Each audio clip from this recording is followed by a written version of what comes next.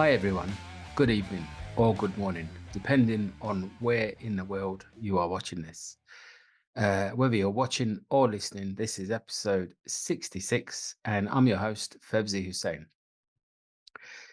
Here at Bandofla, we've been left numb with the ongoing atrocities that we've been witnessing on a daily basis in Gaza and beyond. We condemn unreservedly the events of 7 October and the horrific attack by Hamas. The fact that hostages taken by Hamas are still to be reunited with their families is completely unacceptable, and our thoughts are with those families. Whatever lens you look through, the disproportionate nature of the retaliation by the state of Israel cannot, in my opinion, be justified. Equally, we should reiterate that those hostages still being held must be released.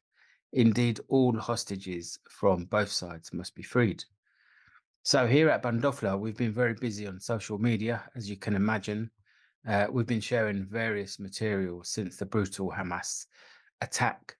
And I remember seeing the news that day and the first report by the BBC News channel, which was over 4 months ago. 4 months has passed. And one of the things that's really struck me, sits strongly in my mind even today, was the BBC security correspondent, Frank Gardner. Frank's really, he's hugely respected in his field.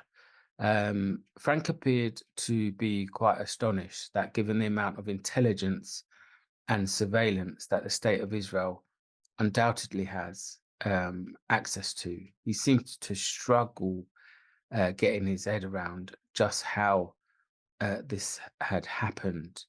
I remember those comments, and I believe Frank concluded his report by saying that there will be many questions being asked. Um, Moving on, the graphic pictures of the death and devastation coming from Gaza has sadly been relentless. The Ukraine-Russia war hardly gets a mention now. I've got a relatively high threshold when it comes to being shocked. However, the images that the world has been subjected to in the last 130 days or so will stay with us forever. There are scenes that I've seen literally on a daily basis, which causes me to stare in disbelief. Um, it also causes me disbelief that certain leaders here in the United Kingdom have remained silent for so long, whilst women and children have been murdered, butchered, people with learning difficulties I've seen shot by snipers, IDF snipers. The list is literally endless. It's only very recently that uh, cross-party calls for a ceasefire are beginning to be heard. The number of losses in such a short time are staggering. Israel lost a reported 1,200 people in a single day, and the current Palestinian losses are in excess of 28,000, was the last report that I saw. And of that figure, it includes over 16,000 women and children. The true figures are likely to be much higher, as many people will still be under the rubble, which is a massive scene of devastation wherever you look in Gaza. In fact, Gaza reminds me of Aleppo in Syria. It's been flattened. It's exactly what Aleppo looked like after Assad had finished bombing the city. Almost every single hospital in Gaza has been bombed, attacked. I think most schools, I've seen universities blown up, mosques blown up. Anywhere where Palestinians have sought refuge has effectively been targeted. Now, the vast majority of the population of Gaza is, I believe, in Rafah, which is where Palestinians have been ordered to evacuate to for their safety by the IDF. And now we're seeing reports that the IDF are going to be attacking Rafah, which has got an incredibly dense population of Palestinian civilians, the people who have been displaced from Gaza. So I guess the other thing I want to talk about on this is the fact that the UK government are complicit in this.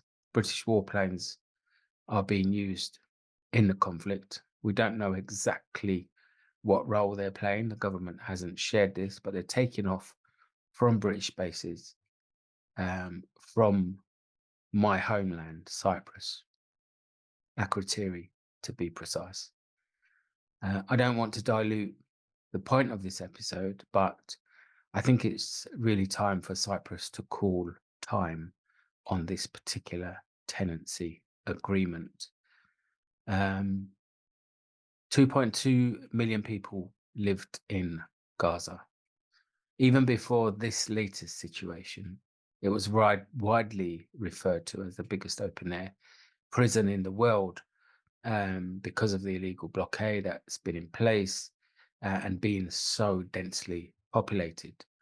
Almost 2 million Palestinian people have now been displaced from Gaza.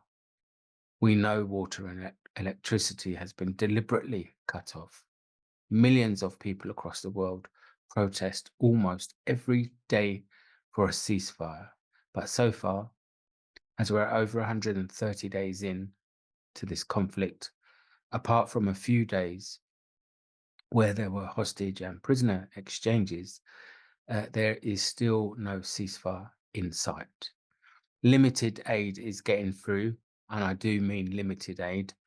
The awful sight of extreme nationalists doing their best to blockade the path of the aid lorries is just incredible to see.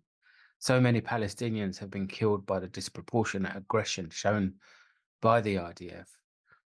But I fear there will be as many, maybe even more, than the current figures who will die from starvation and disease. I'm grateful to the journalists here in the UK who are doing their best to report the reality facing the Palestinian people. Owen Jones has been outstanding, in my opinion.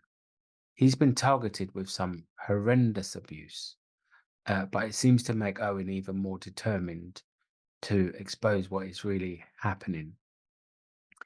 I think in light of how many journalists are being killed in Gaza, it really goes to show how important it is to have journalists reporting, as truthfully and objectively as possible. Owen has a number of really powerful episodes on the war on Gaza, and he covers various issues. It really is excellent stuff, and stuff you won't see on the BBC. Let's put it that way. So do check him out. Owen Jones can be found on Twitter and YouTube, probably other platforms as well. I know he's on Patreon as well. And I think, news sources, journalists like him need to be supported. So please consider signing up to Patreon.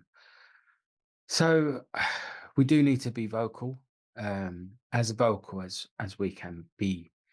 And we need to continue to show our support for Palestine and its people. There are literally massive marches every weekend, and it warms my soul to see so many people coming out in the cold, week in, week out.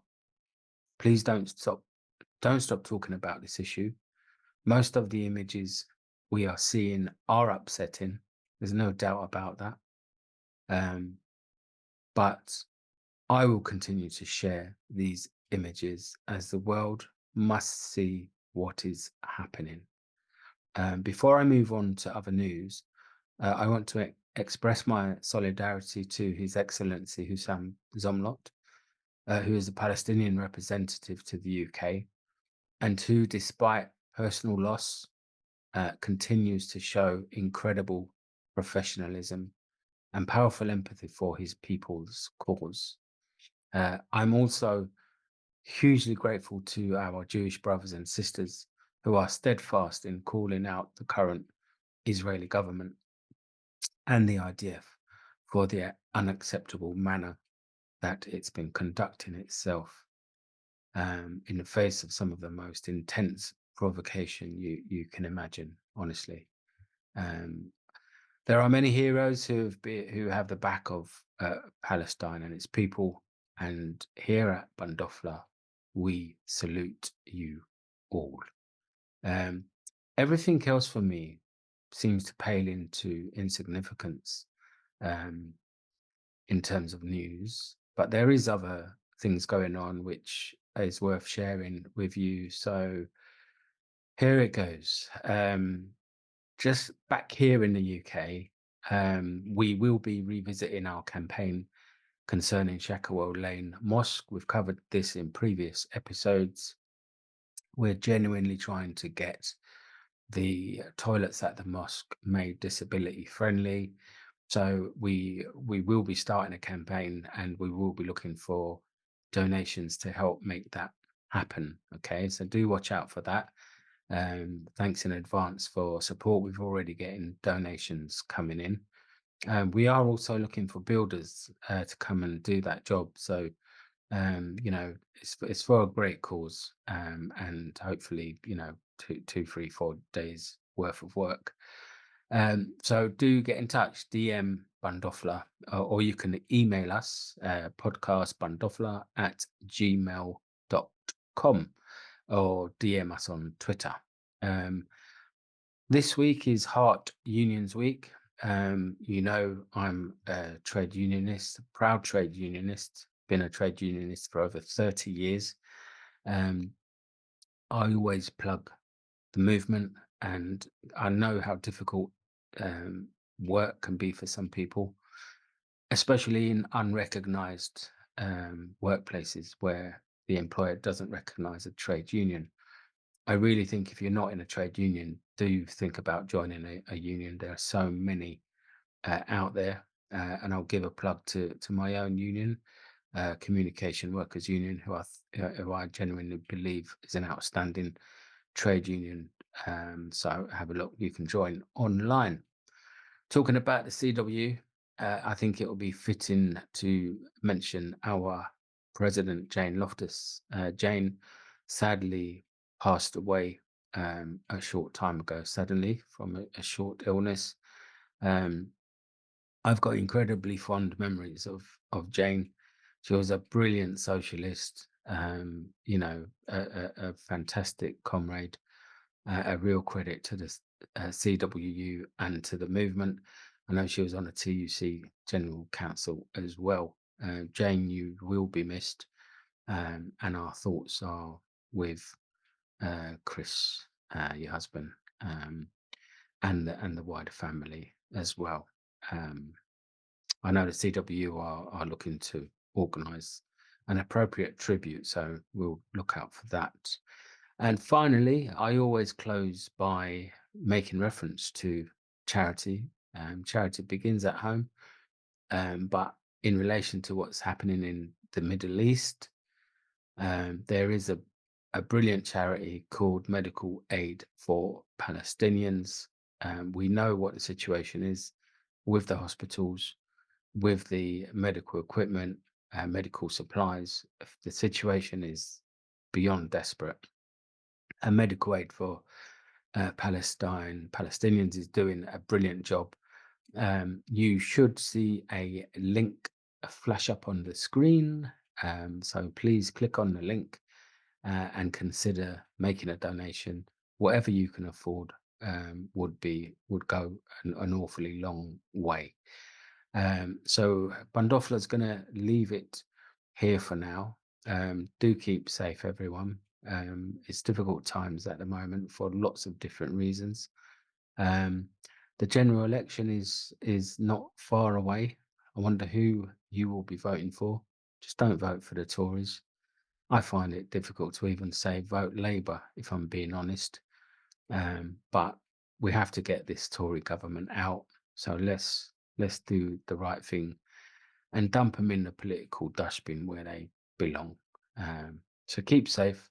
Let's all pray for a ceasefire, and let's pray for peace and stability in the Middle East. You can follow Bandofla on Twitter @_Bandofla. We're also on YouTube and Spotify. This is episode 66. My name is Fevzi Hussein, and you've been watching Bandofla. Do take care. God bless you all.